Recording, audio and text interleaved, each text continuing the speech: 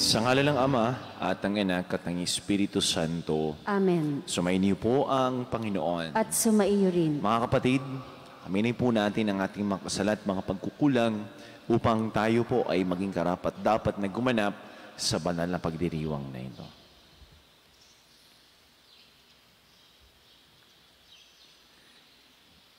Inaamin ko sa makapangyarihang Diyos at sa inyo mga kapatid, nalubha ako nagkasala sa isip, sa salita, sa gawa, at sa aking pagkukulang.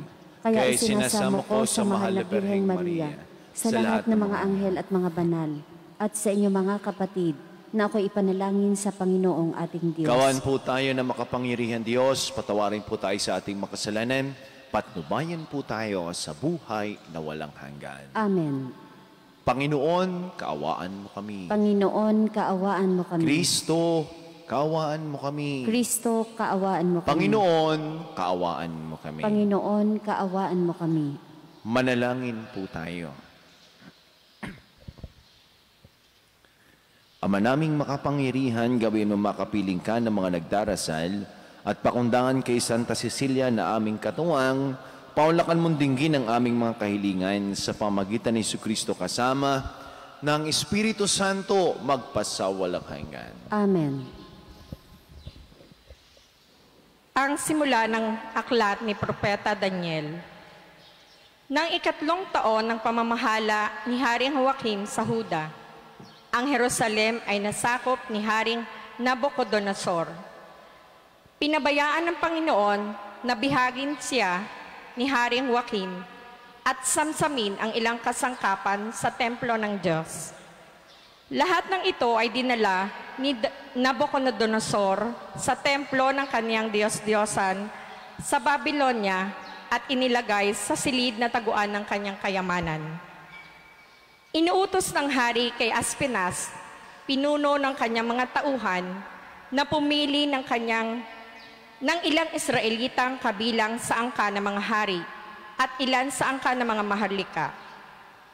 Ang pipiliin nila ay yoong kabataang walang kapansanan, makisig, matalino, madaling turuan, may kaalaman sa lahat ng sangay ng karunungan, upang maging karapat-dapat na lingkod sa palasyo.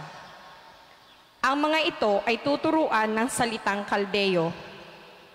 Iniutos ng hari na sila'y paglaanan ng pagkain at alak araw-araw mula sa kanyang sariling pagkain at alak. 3 taon silang tuturuan bago maglingkod sa hari. Kabilang sa mga ito, sina Daniel, Ananias, Misael, at Asarias na pawang kabilang sa lipi ni Huda. Ngunit ipinasya ni Daniel na huwag tikman man lamang ang pagkain at alak na bigay ng hari upang hindi siya makakain ng mga bagay na marumi ayon sa kautusan. Kaya ipinakuusap niya kay Aspenas na huwag silang pakainin niyon. Niloob naman ng Diyos na siya ay makalugdan at pagbigyan nito. Ngunit sinabi niya kay Daniel, "Natatakot lamang ako sa gagawin sa akin ng mahal na hari kapag nakita niyang mas mahina kayo kaysa ibang kasinggulang ninyo. Tiyak na ako'y papupugutan niya pagkat siya mismo ang naglaan ng pagkain ninyo araw-araw." Dahil dito, lumapit si Daniel sa bantay na nangangalaga sa kanila. Sinabi niya, "Subukin ninyo kami sa loob ng 10 araw. Gulay lamang at tubig ang ibigay ninyo sa amin. Pagkatapos, pagparisin ninyo kami ng mga kasinggulang naming pinakakain ninyo ng pagkain bigay ng hari at tingnan ninyo ang magiging resulta." At sinubok nga sila sa loob ng 10 araw. Nang sila'y pagparisin pagkaraan ng 10 araw, nakitang mas maayos sila at malusog kaysa kasinggulang nilang pinakain ng pagkain ng hari. Kaya gulay at tubig na lamang ang ibinigay sa kanila sa halip na pagkain at inumin ng hari.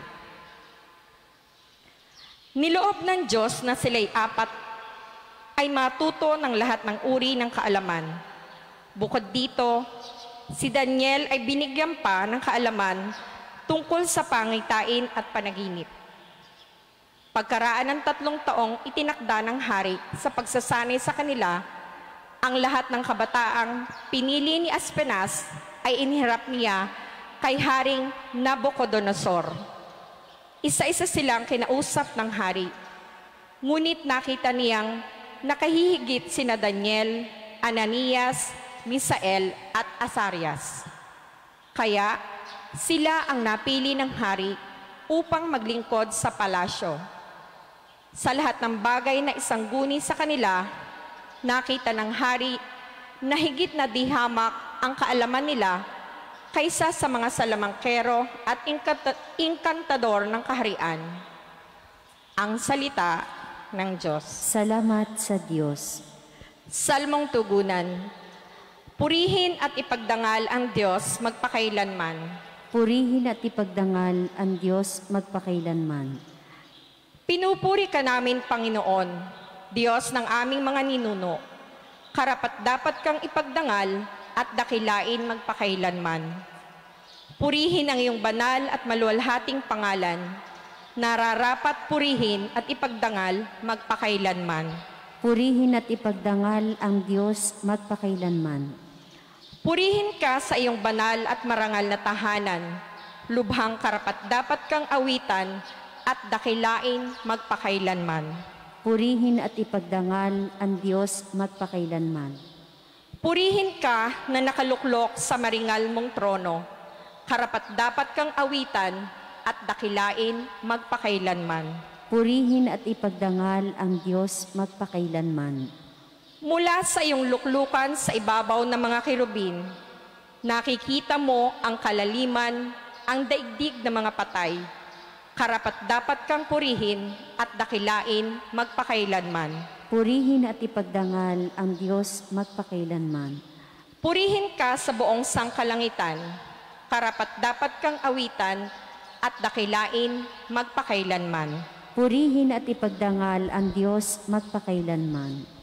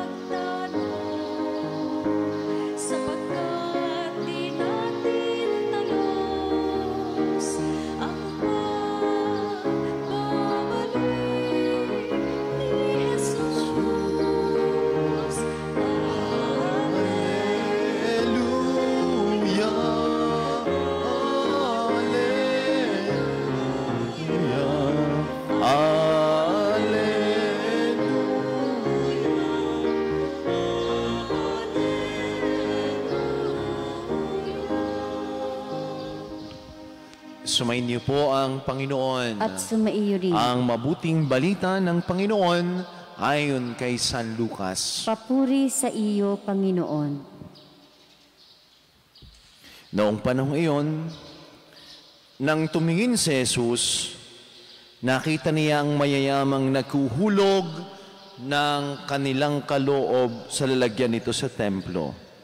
Nakita rin niya ang isang dukhang babaeng balo na naghulog ng 2 kusing. Ang wika ni Jesus, sinasabi ko sa inyo, ang dukhang balong iyon ay naghulog ng higit kaysa kanilang lahat, sapagkat bahagi lamang ng di na nila kailangan ang kanilang ipinagkaloob, ngunit ibinigay ng balong iyon na dukhang dukha ang buo niyang ikabubuhay. Maminamahal kong mga kapatid, ang mabuting balita ng ating Panginoon. Pinupuri ka namin, Panginoong Hesukristo. Mapagpalang umaga po sa ating lahat, sa mga narito po sa ating loob na simbahan at sa mga nakikinig at nanonood po ng ating Facebook Live dito po sa ating parokya At sa atin ng mga mahal sa buhay na nasa iba't ibang dako ng mundo, patuloy po kayong ingatan lagi ng ating mapagpalang Diyos. Sa mga nagdiriwang po na kanilang birthday ngayong araw na ito, happy birthday po sa inyong lahat. Sa mga nagdiriwang po na kanilang wedding anniversary, congratulations po sa inyo.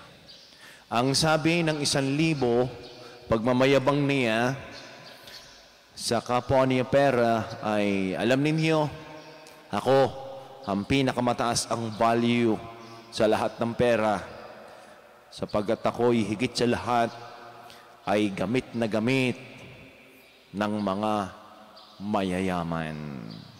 Sabi naman ni 500, ay hindi rin naman ako papadaig, sapagkat ako naman ay gamit na gamit din, lalo tigit sa bangko ng mga businessmen, businesswomen. Ako'y lagi kayang ginagamit. Hindi nagpadaig si 100.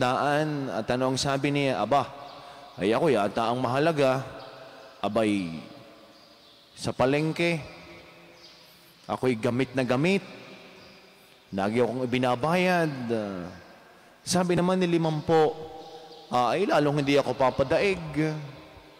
Ay ako'y gamit na gamit ng mga estudyante. Laging yan ang baon. At ginagamit pa yan. Pambayad sa jeep, pambayad sa tricycle. Ay lasa ko naman akong pinakamahalaga at ako'y gamit na gamit. Nagsalita si 20. At ang sabi ng 20, ay huwag kayong magmayabang. Sa totoo lamang, ay ako'y gamit na gamit. At hindi lamang ako gamit na gamit, sa lahat ng pera ay ako pa ang pinakabanal sapagkat ako lagi ang inihuhulog sa koleksyon. Ay, nakahiwalay ng babentehin siguro. Ay, yung iba ay pag nabunot ng wallet ko, ay piling-pili, pili din kung alin din ang orange, kung alin din ang ube. At yung 3 tao, ay naku, malayong nakahiwalay na yan at baka mabunot. Alam ho ninyo, ang tema ho ng ating ebanghelyo ay maliwanag sa atin ang pagbibigay. Sino ba ang taong tunay na generous? Sino ba ang taong tunay na mapagbigay? Sabi ng ating Panginoon dito, ay yung dukhang balo. Siyang mas higit na nagbigay sapagkat yung 2 kusing, ikabubuhay na ibinigay pa niya lahat. Kita nyo, dukha na, balo pa. Walang-wala na, ay nagbigay pa. Magkano hoon laman ng wallet ninyo? Ay lasa ko naman, ay may laman yan. Ay kaya ba ninyong ibigay lahat yan? Mamaya ako nang mangungulekta. Para kayo hindi na makatanggi. Ay ito ho, may kasabihan nga ho, yung famous maxim na it is possible to give without love. But it is impossible to love without giving. Giving is a sign of love. You give flowers, you give chocolates, you give gifts. It's a sign of love. Kaya when you say, I love you, when you say, I care, may binibigay ka. Your time, your effort, your strength. Pwede kang magbigay ng walang pagmamahal. Sapagkat ikaw ay napilitan lamang. May mga nangihingi dahil kayo anin yung maistorbo. Dahil nainis ka na. Is that giving? Kaya, who is generous people. Paano nga ba ho ang sukatan ng tunay na nagbibigay? Kaya nga ho sa ating ebanghelyo, ang pagbibigay ay ito ho. To give is not to count the cost. Ay meron nagbibigay, ay bilang na bilang eh. Ay, nabigyan ka na. Aba, ay ikaw na naman. Aba, ay kabibigay-bigay ko lang sa iyo nung isang linggo. Pag huba tayo nagbibigay, binibilang natin. And when we give, we do not give what is extra. We do not give what is less valuable in us. Sapagat meron ng ganyan. Saan ako magbibigay pag ako'y tumama sa loto? Ako na magpapagawa na yan. Magdudunit ako sa simbahan. Pag hindi tumama sa loto, hindi ka magbibigay. At may nagbibigay ho dahil labis. Paano kung walang lumabis? Hindi ka magbibigay. May mga disasters, natural disasters, may mga panawagan ng simbahan, magbigay ng garini, mag-donate ng garini. For the sake of giving, magbibigay ka ng pagkain, magbibigay ka ng dilata. Pag tiningnan mo ang label, expired naman. Tapos sabihin mong nagbigay ka. Nangangailangan ng damit, ng basic needs. Nagbigay ka. Isang kahon. Anong ibinigay mo? Ay barong naman Amerikana. Yung ganun yung masusuot pang araw-araw. Ay kayo ho, magbarong pag kayo mamamalingke. Nakaboots pa kayo doon, no? Kayo nakasaya, ay pupunta kayo ng palengke. Aka naman, aba, ay hindi pa naman tapusan, biminasagala na. Ay nagbibigay ka na may punit-punit. Kaya ho, well, personally no, nakaranas ako ng ganyan. Sabagat bago ho naman yan ibigay, sinosort out, pinaghihiwalay. Sabagat may mga bagay na hindi naman napapakinabangan. For the sake of giving, nagbigay ka nga. Pero, useful ba yan? Beneficial ba yan? What is the test of generosity? Tuwang-tuwa kami, nabalitaan kang may nagbigay ng 100,000. Ang sabi natin, ay ang laki, 100,000. What is 100,000? Kung yan naman ay bilyonaryo. The true test of generosity is not how much we give, but how much we keep.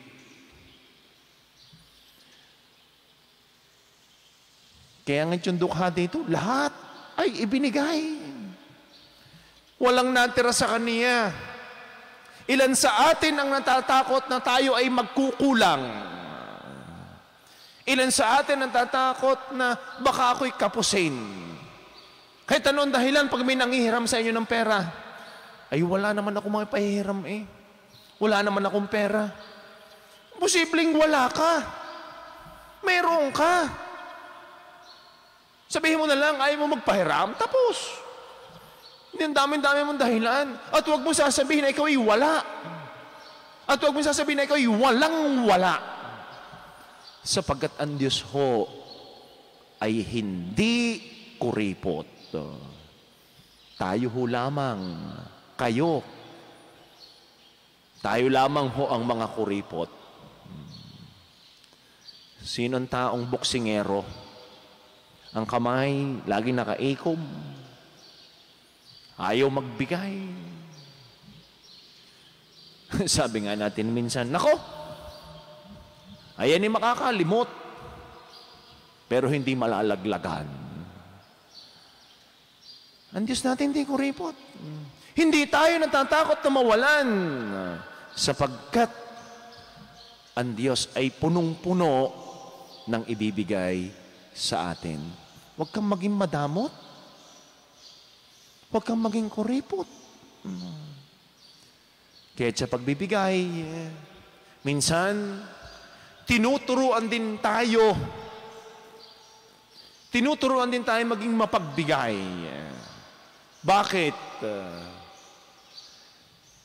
Sapagkat minsan sa buhay natin, naranasan din ho nating mawalan. At ito sa natutunan ko sa isa hong pari by his personal experience. Ang sabi niya, kapag may isang mahirap na tao na nagbigay, wag mong tatanggihan. Sapagkat naka-experience ho siya na parang may nagpa-bless, dahil alam na niyang walang-wala, ay hindi ho niya tinanggap.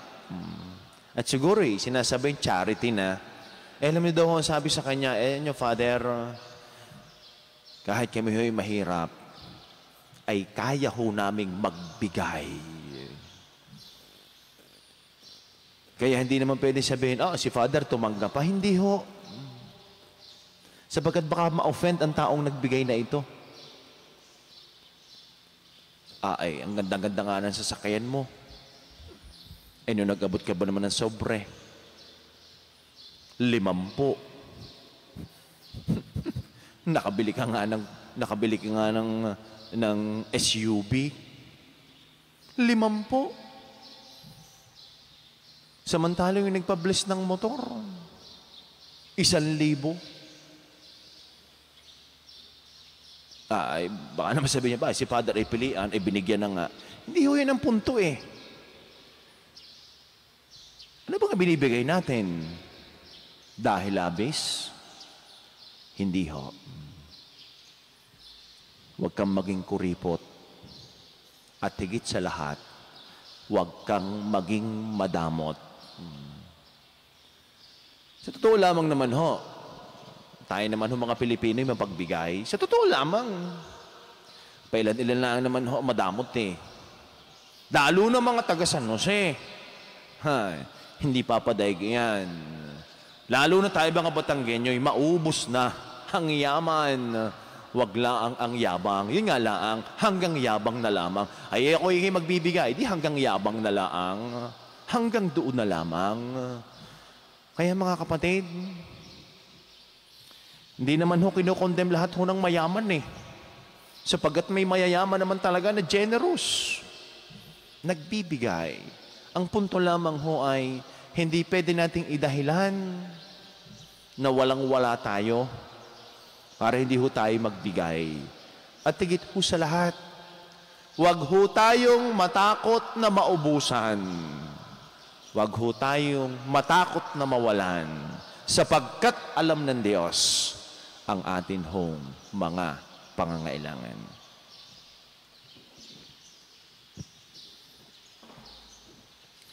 Inihandog ng balo sa templo ang lahat-lahat sa Kanya. Pinapaging mapagkumbaba tayo ng Kanyang pagiging mapagbigay.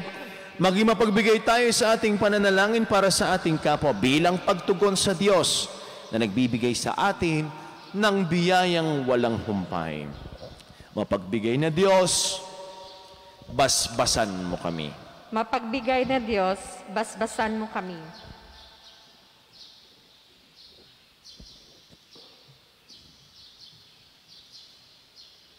Bilang simbahan, maging mapagbigay tayo ng sapat upang magbahagi tayo hindi lamang mula sa ating kasaganaan, kundi mula rin sa ating kasalatan.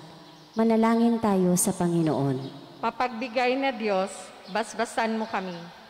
Ang mga lingkod bayan, naway maging malaya sa kasakiman at pagmamalabi sa kapangyarihan. Manalangin tayo sa Panginoon. Mapagbigay na Diyos, basbasan mo kami. Ang mga balo, mga solong magulang at mga ulila, naway umunlad sa kabanalan at mabasbasan ng pag-ibig ng Diyos. Manalangin tayo sa Panginoon. Mapagbigay na Diyos, basbasan mo kami. Ang mga may sakit, naway maibahagi ang kanilang pagdurusa sa pagpapakasakit ni Kristo.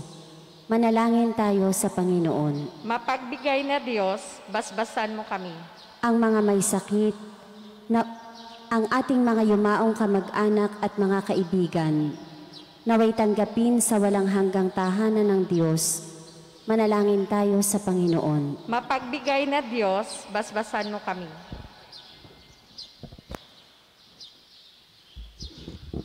Ama naming nasa langit, buksan mo ang aming mga puso sa mga nakapaligid sa amin upang makilala namin ang iyong presensya sa aming mga kapwa at mga kaibigan at matuklasan po namin ang kaligayahan ng pagbabahagi ng aming buhay sa kanila.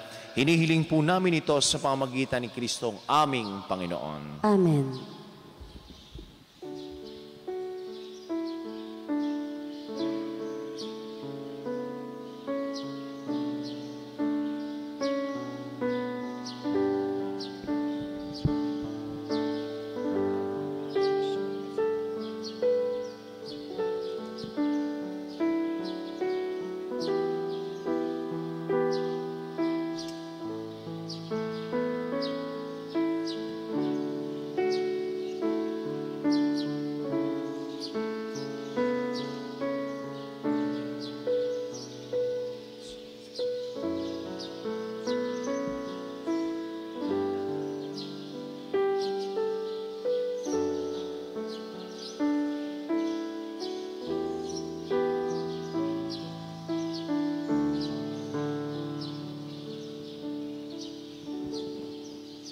Manalangin po kayo mga kapatid upang ating paghahain na ikalugdan ng Diyos amang makapangyarihan. Tanggapin nawa ng Panginoon itong paghahain sa iyong mga kamay, sa kapurihan niya at karangalan, sa ating kapakinabangan at sa buong sambayanan niyang banal. Ama naming lumikha, sa pagpapahayag po namin sa iyong kadakilaan, ngayong ginugunita namin ng dalagang si Santa Cecilia.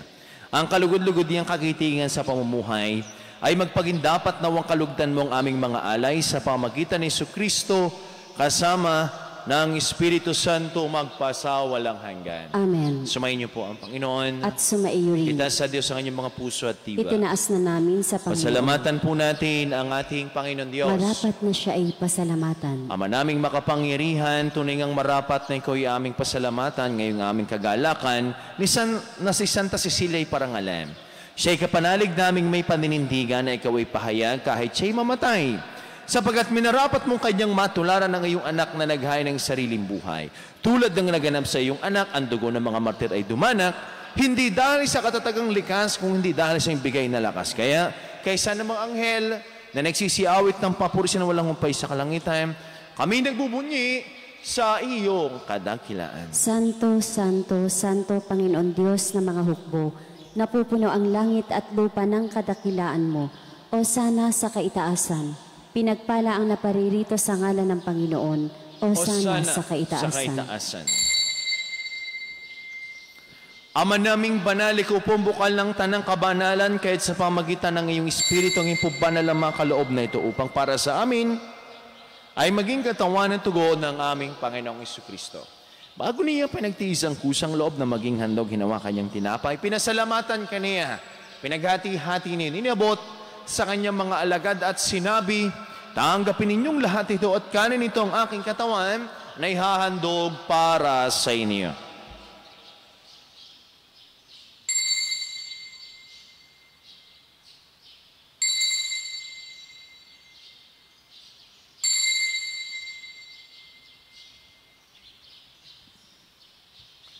Gayon din naman nung matapos ang hapunan, hinawakan niyang kalis, muli kanyang pinasalamatan. Inabot niya ang kalis sa kanyang mga alagad at sinabi, tanggapin ninyong lahat ito at inumin ito ang kalis ng aking dugo, ng bago't walang hanggang tipan. Ang aking dugo na ibubus para sa inyo at para sa lahat. Sa pagpapatawad ng mga kasalanan, gawin ninyo ito sa pag-alaala sa akin.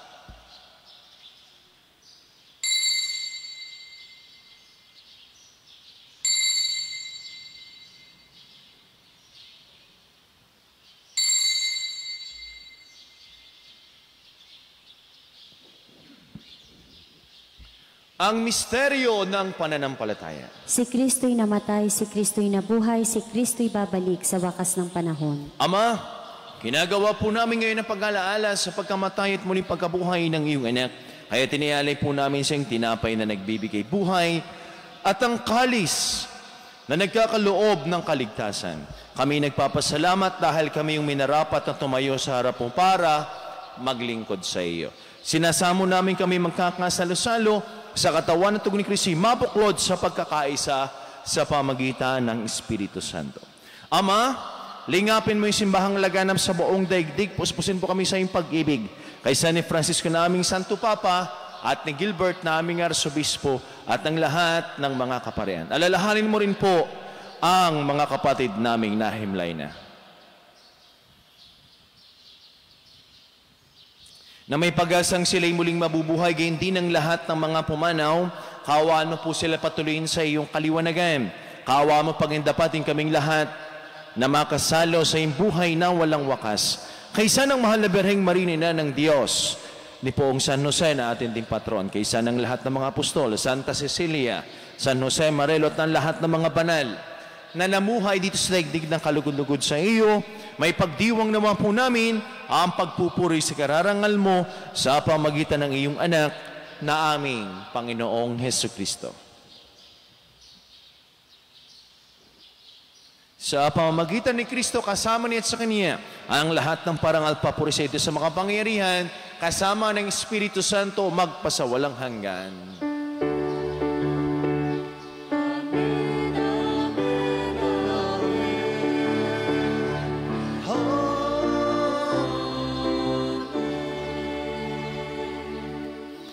Sama-sama po nating awitin ang panalangin tinuro sa atin ng ating Panginoong Hesukristo. Ama namin, sumasalangit ka, sambahin ang ngalan mo, mapasa amin ang kaharian mo, sundin ang loob mo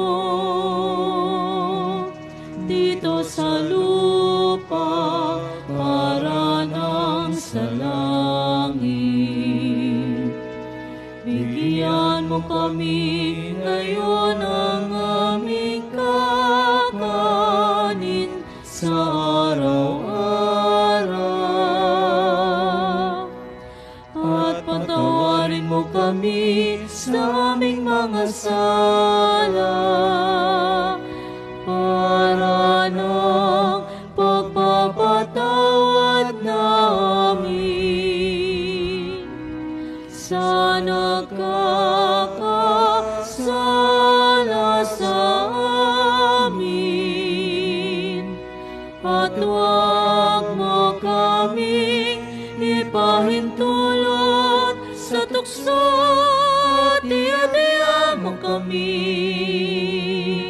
sa lahat ng masama. Inihiling po namin kami adya sa lahat ng masama, pagkalooban po ng kapayapaan, araw-araw ligtas sa kasalanan at ilayo sa lahat ng kapahamakan. Samantalang aming pinananabikan ng dakilang araw ng pagpapahayag ng tagapagligtas naming si Hesu Kristo. Sapagkat iyo ang kaharian, ang kapangyarihan at ang kapurihan magpakailanman. Amen. Panginoong Jesucristo, sinabi mo sa iyong mga apostol, kapayapaan ang iniiwan ko sa inyo, ang aking kapayapaan ang ibinibigay ko sa inyo. Ngayon mong aming pananampalataya, ang aming mga pagkakasala, pagkaloob po kami ng kapayapaan at pagkakaisa ayon sa iyong kalooban, kasama ng Espiritu Santo, magpasawalang hanggan. Amen. Ang kapayapaan po ng Panginoon ay lagi ng sumainyo. At sumaiyo rin. Pagbigayan po kayo ng kapayapaan sa bawat isa. Peace be with you po sa inyong lahat. Kordero ng Diyos na nag-aalis ng mga kasalanan ng sanlibutan, maawa ka sa amin. Kordero ng Diyos na nag-aalis ng mga kasalanan ng sanlibutan, maawa ka sa amin. Kordero ng Diyos na nag-aalis ng mga kasalanan ng sanlibutan, ipagkaloob mo sa amin ang kapayapaan.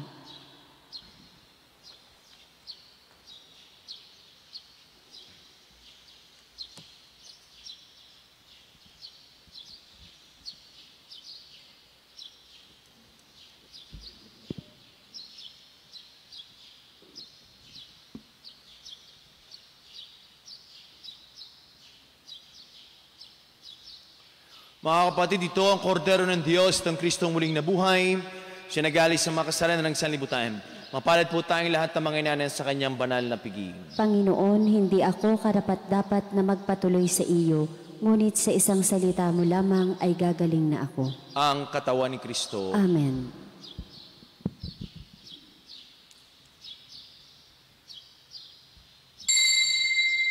Panginoong Jesus, ako ay nananalig na ikaw ay nasa kabanal-banalang sakramento sa altar. Iniibig kita ng higit sa lahat at minimiti kong tanggapin ka sa paraang espiritual dahil hindi ko kayang tanggapin sa panahon ngayon ang iyong katawan at dugo sa banal na sakramento. Kahit man lang sana ay matanggap kita sa paraang espiritual sa aking puso. Niyayakap kita na para bang andito ka na talaga sa aking puso at iniaalay ko ng buong puso ang aking sarili sa iyo. Huwag mong pahintulutang mawalay ako sa iyo. Amen. Manalangin po tayo. Ama naming mapagmahal, sa pagsasalo namin ngayon sa banal na pakikinabang, matulungan nawa kami ng walarang katapatan ni Santa Cecilia upang ikaw ang aming mahalin habang inaako namin ang malasakit ni Jesucristo kasama ng Espiritu Santo magpasawalang hanggan. Amen. Sumaini po ang Panginoon. At sumaiyo rin. Pagpalain po kayong lahat ng ating mapagpalang Diyos sa ngalan ng Ama at ng Anak at ng Espiritu Santo. Amen. Ang misa'y naialay na, naglayin po ninyo ang kapayapaan. Salamat sa Diyos. Magandang umaga po sa ating lahat.